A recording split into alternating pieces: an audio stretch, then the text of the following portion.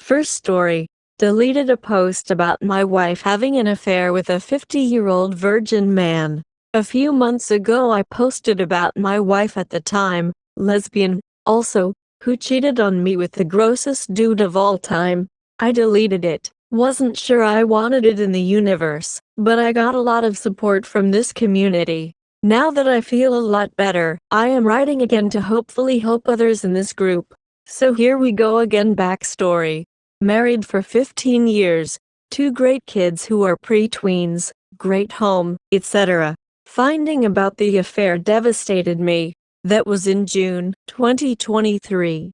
First, that my ex cheated on me with a guy, when she always told me she was a lesbian, and would cringe when she saw straight sex on TV, etc.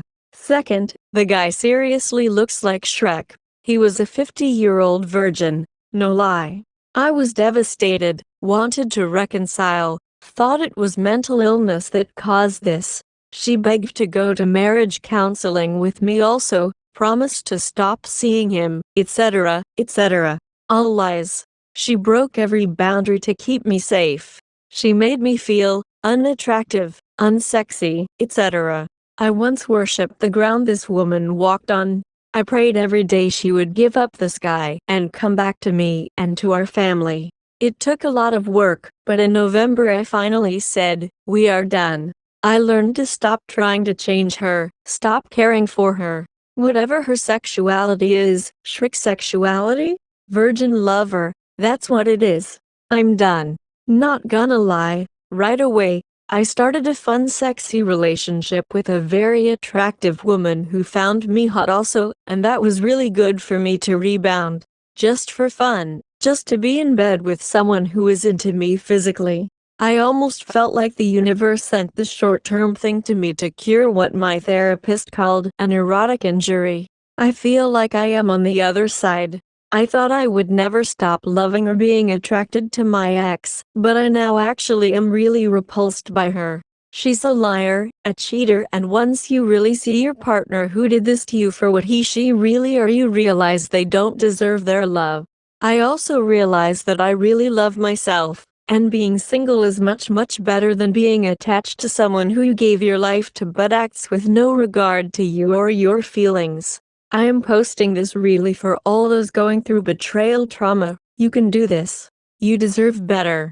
I was praying every day for reconciliation, but God knew what was best for me. Update. For all the betrayeds feeling terrible about yourself, I was there. Felt suicidal. Marriage of 15 years, beautiful family, completely changed by my ex's betrayal. Here is the thing. The main person that is completely screwed up is the person who betrayed you. Full stop.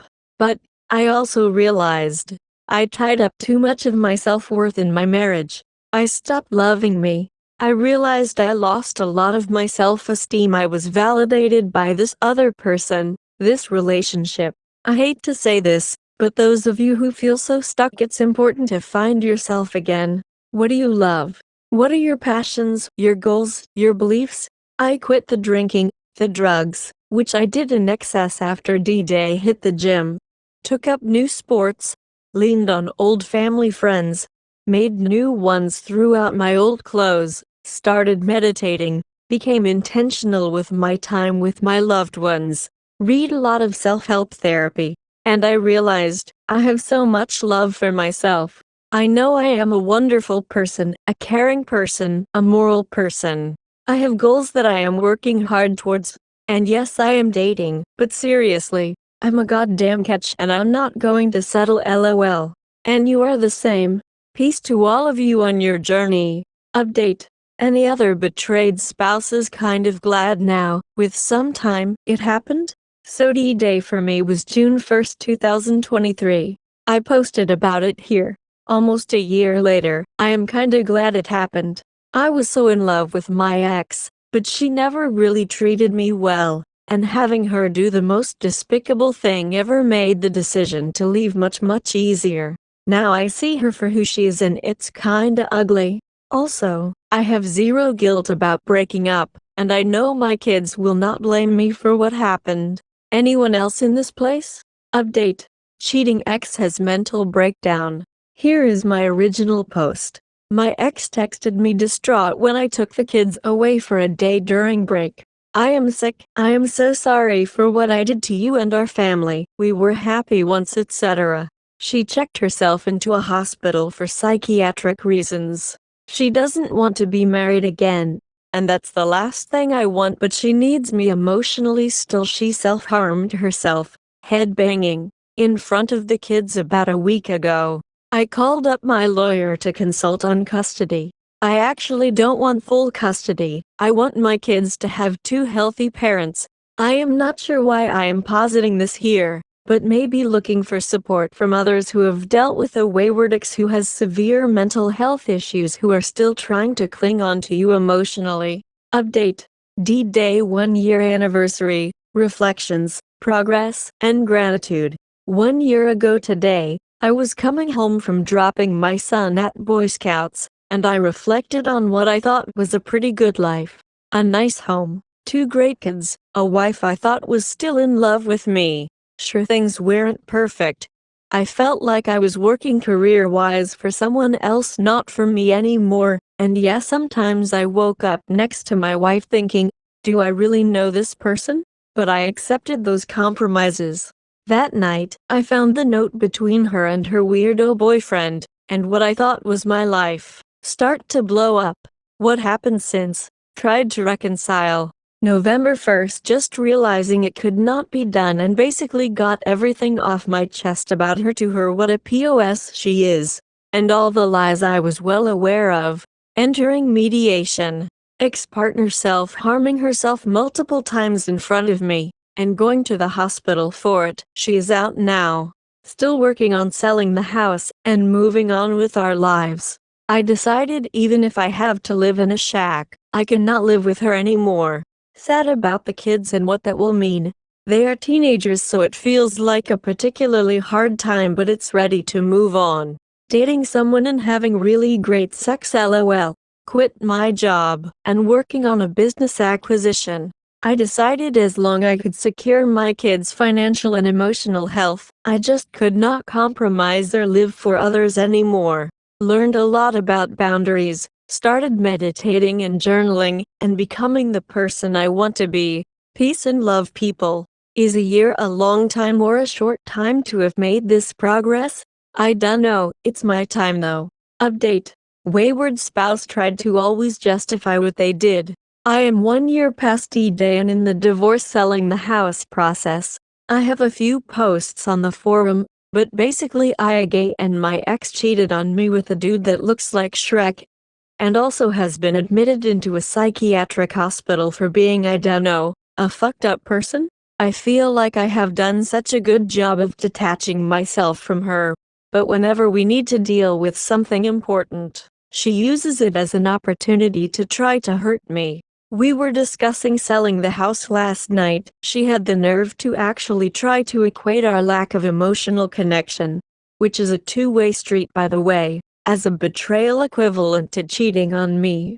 She then reverts to teenager mode, saying things I can't wait not to see your face anymore, etc., etc. I just realized she is a horrible person with no integrity, but it kept me up all night, how angry I was at her. Update. I know people say the internet is a cesspool, but I want to say thank you to this group. I work on waking up to gratitude, and I realized how thankful I am to this group.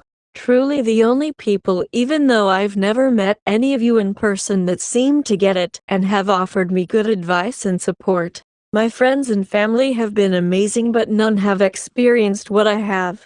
So this place has been so healing for me. And if any of you live in Westchester CT, feel free to message me if you want to commiserate over a cup of coffee. Update.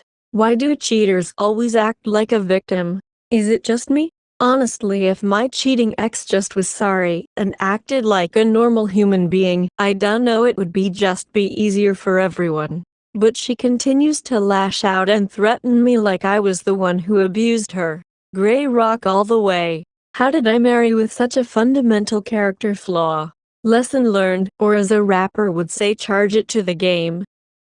Second story. The threesome that turned my now husband into a cuck. Hi all, it is around the 2-year anniversary of this story, and I figured I should pick up some writing again and share it. At the time I had been dating my now husband David for about a year. He was never the best in bed, but we ran in similar social circles, and I enjoyed hanging out with him, so I just held out with not being sexually satisfied like I needed. He has, I'd say, a below average dick, maybe 5-ish inches, and not very girthy. I also just have a way stronger sex drive than David, or at least, so I thought. We will get back to that. We would usually only fuck once or twice a week, and I only sometimes got off when we did. However, I was absolutely going to town on myself with huge diddless every day and multiple times a day. At the time I was a senior in college and my schedule was basically go to class, masturbate, study, masturbate, different class, masturbate, hang out with David, masturbate, and I think you get the picture. To the point David said multiple times sex wasn't as good, and it was cause I was masturbating balls deep with dildos roughly twice the size of him. I had always been a bit of a size queen, and usually I'd satisfy that need with other guys when I first started hooking up with David. Once we started dating, I started fucking myself with huge dildos every day and I just got addicted. Now that you have the context, the end of senior year comes and we graduate. We stayed in town for a little bit after we graduated, and his fraternity was throwing one last goodbye party. The party was a lot of fun and it was a great goodbye to everyone. After we have a few drinks, David tells me him and his best friend Mike always said they wanted to spit roast a chick. Direct quote of how it was proposed to me. However, I had to hold myself back from shouting yes immediately. I had known Mike basically my entire college career, and we have a lot of mutual friends, which meant I had hung out with every girlfriend fuck buddy he brought around for 4 years. If there was one thing each of them told me when we would gossip, it was that Mike had a huge dick. I had always been curious but never acted on it, and we were just friends. I actually met David through Mike since they were fraternity brothers. Anyways, after concealing how excited I was, we all head to David's apartment. Once we settle in with a few more drinks, we sit on the couch and I offer to suck their dicks. As soon as they pull down their pants, the vibes of the night change entirely. David was as hard as I have ever seen him, and Mike was totally soft, but still much bigger than David. It was so shocking to them that Mike said, "Damn dude, are you sure you want to do this?" I was so scared David was going to back out, but luckily he said he wanted to. So I started sucking Mike's dick, because it looked like David would come instantly if I touched him. I think David didn't realize how good I am at sucking huge dick, because I always had faked coughing and gagging when I sucked David off as a performance. Once Mike was hard, I was taking his huge dick like it was nothing. I was so zeroed in on Mike's amazing huge dick I was barely making any noise. Mike even started getting rough with it by holding my head down and controlling the pace, which was hard and fast. He was so impressed, he said, "Damn, nobody has been able to take it like this, it feels so good." I was loving every second of it and my pussy was soaking wet thinking about him fucking me. So I suggested I suck David and Mike could fuck me so we could get this spit roast business over with. Once we all get situated, Mike starts fucking me. He filled me up so perfectly, and with all the built-up anticipation, I came in basically 5 seconds. However, the unfortunate part was that David was still throbbing hard, and before I even touched him, he came at the sight of my orgasm. He was still sitting down and he exploded all over himself. "Oh fuck, my bad. Let me clean up and I can go again soon, I promise," David said, and quickly ran off to the bathroom. This meant that Mike and I could keep fucking. He was everything I could have asked for, and we fucked like absolute animals. He made me come constantly and made me make noises David never did. Somewhere in between all of those orgasms, I didn't realize David had walked back in. Not only that, he was already hard and jerking off to us fucking. I asked if he wanted to join back in, but instead he asked if I could ride Mike and face him.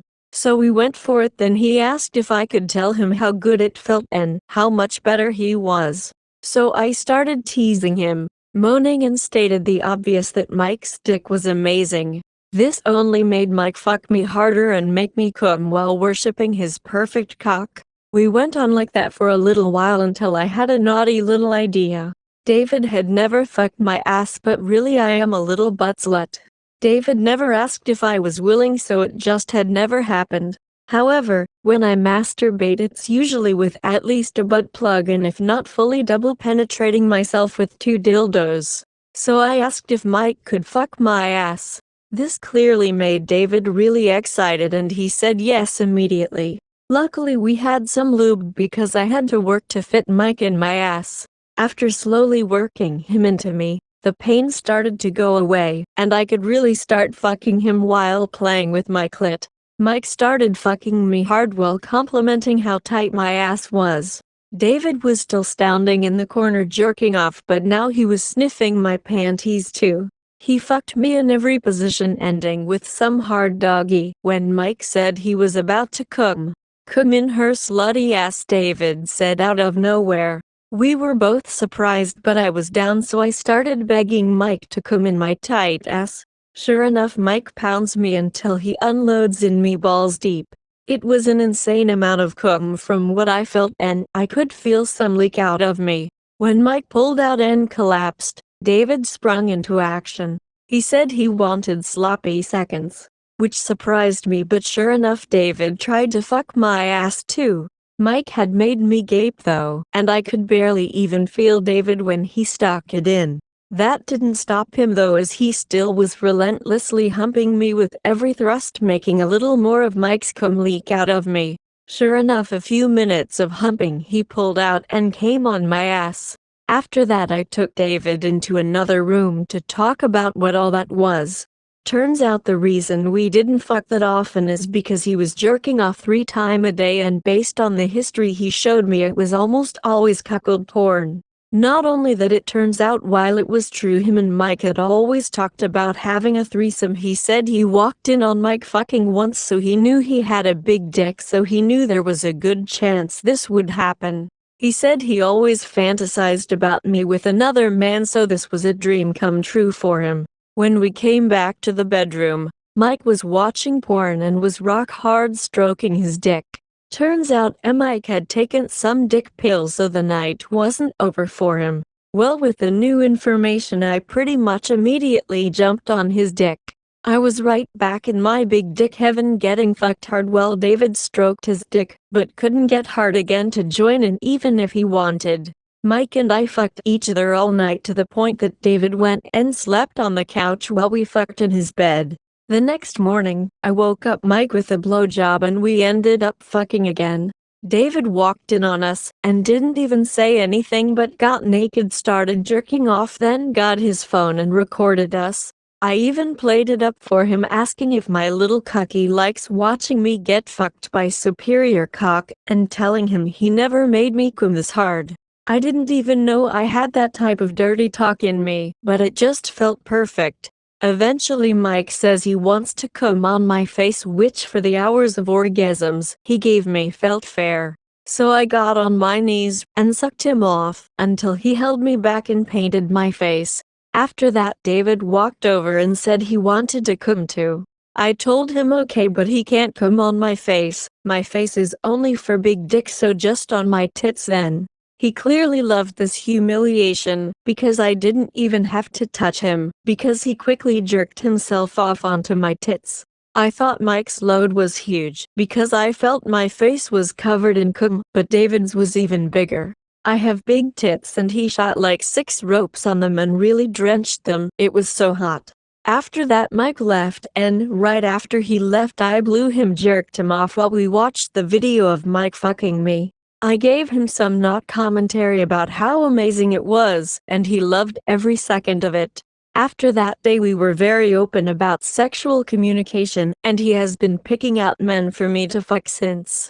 Maybe I will tell you about them if you are nice. We have been married almost a year now and it is so much fun. Sometimes he joins in, sometimes he just watches me fuck, and sometimes we fuck watching videos of me fucking other people.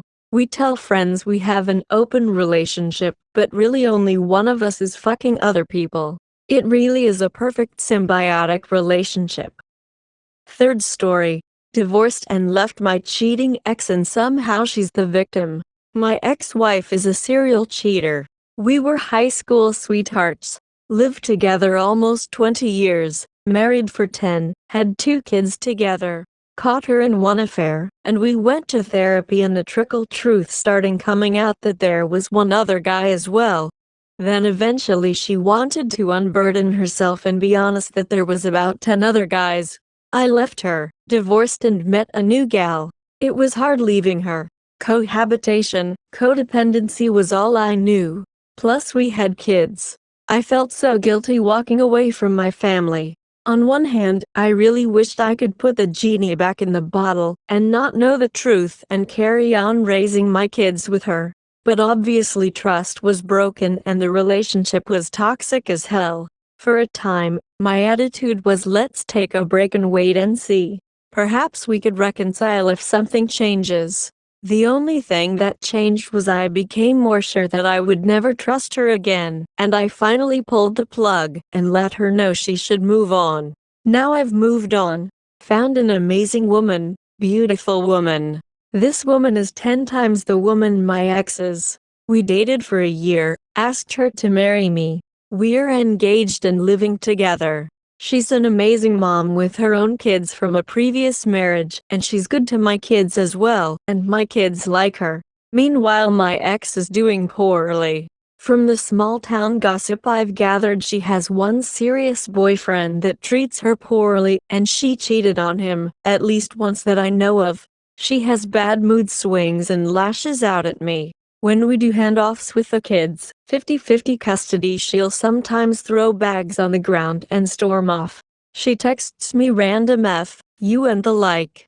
If I question why she's acting like this, she'll say things like you obviously never loved me if you're moving on this quickly. I thought we could work through this, but you don't give a shit about me. She won't take any responsibility that she caused this rift and destroyed trust.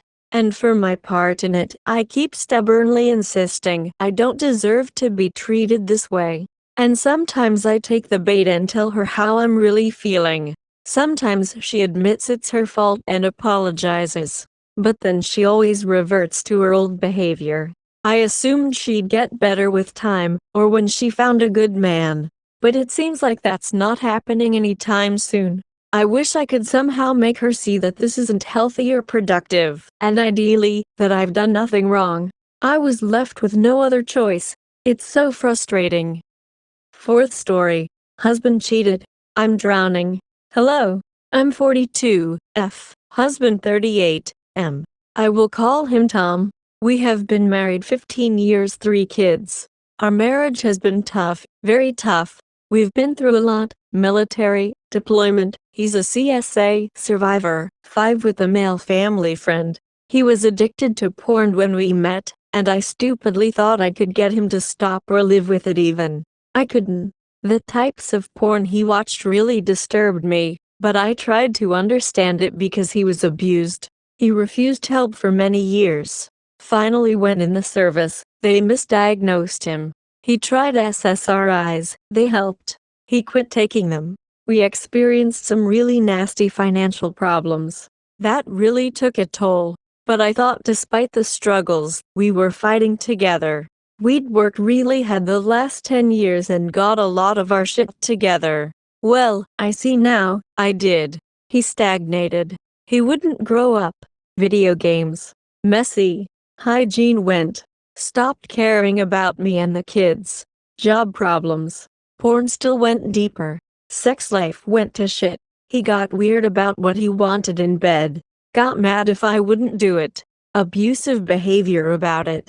So, we finally hit a rock bottom financially. But it's temporary to get to the light finally at the end of the tunnel. He hits the shot bricks. Has an affair in front of me and the kids he suspected, but wasn't like literally seeing them go at it. So, he had her around me and the kids. Had sex with her out in a field in front of a campground with cameras, kids playing, including his own. Thankfully, I don't think anyone saw it. Also, to make matters worse, she was homeless, and also a CSA survivor, her dad. And so this included sodomy in the open. He apparently flirted for a week, did sexual acts for 3 days, until she rapes him like he was raped as a kid. He slowly called it off, not having sex anymore, but like running from her, being scared of her to tell, etc. He went ice cold on me at the time, threatening divorce, talked horrible shit about me to his mom. It was clear he was delusional. He is now DX's borderline. He devalued me, split. So, after this rape, he decided he wanted me and the kids after alias, and he goes 8 months without telling me. A porn video and confession that he's been flirting with coworkers for years, beating off in the bathroom to his fantasies of them for years and years is revealed. He remembers the memories at this affair and confessed what he repressed. She also sexually assaulted him, violent towards him because he wouldn't sleep with her again, because he was traumatized again, thus not letting me know anything and abusing me by not telling me, because he was traumatized and scared. She left him in a field crying for hours after his rape. The whole theme of their fooling around was her being young. They all were, and butt stuff with him, which I don't like to do, but accommodated as much as I could stomach. So, he confesses, and life has been unmitigated hell for 2 weeks now.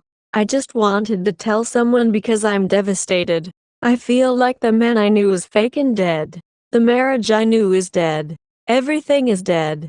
He immediately freaked upon remembering and went full throttle into hardcore therapy and meds. He's clearly trying, but he don't think I can move past this.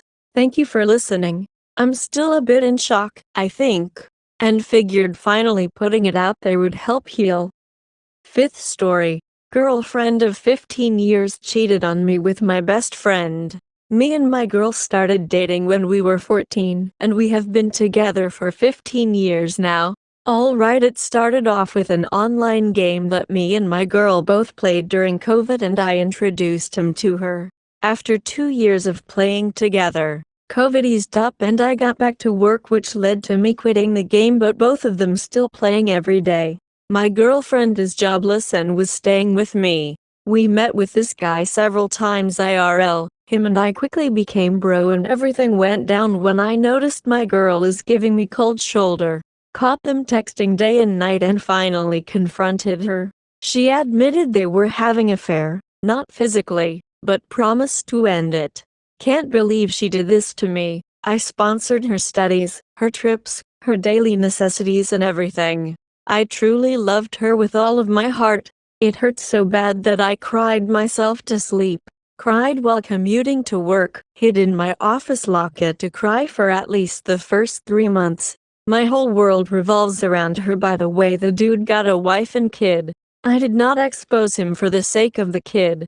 It's been 6 months now, and they are still playing the game together, even though she assured me that they were just friends. For the past 6 months I was tortured by sleepless night and random anxiety attacks, while she can sleep soundly next to me. I can't help but keep suspecting there is something happening behind my back, especially now that my girlfriend moved back to her parents, 500 kilometers away, to start a new job.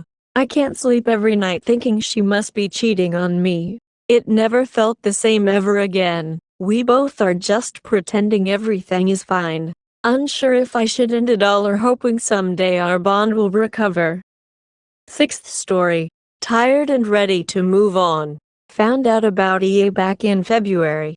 Knew things were wrong and got her to confess. M34 and F34, WW. Thought we were reconciling, but day 2 hit a few months later. Contact with AP continued and escalated to being PA. She says she is ambivalent and doesn't want to stop contact with a fair partner. We have a 3-year-old son. Separated at the moment, immediately after day 2, and have been for 3 weeks. Fine with the big D at this point, but figure I'll enjoy separation while taking care of my son 50-50. She's having her cake and eating it, too. Probably doesn't think I'll ever leave her, for whatever reasons, but I'm just tired. Been working out, eating healthy, taking care of myself for a few weeks. Just tired. ready to move on. Said, but I know that I'll be better off. Little man already knows something is wrong. Says things like mommy isn't coming home when I'm taking care of him. Or when he sees her come home to relieve me. By daddy, you can't be here anymore. Crazy how quickly a 3-year-old picks up on things. Amazing how selfish a cheater can be to destroy the lives of others. Again, I'm just getting so tired of this situation. Staying at my parents' on her nights to take care of him, sleeping in my childhood bedroom. Tired, ready to move on.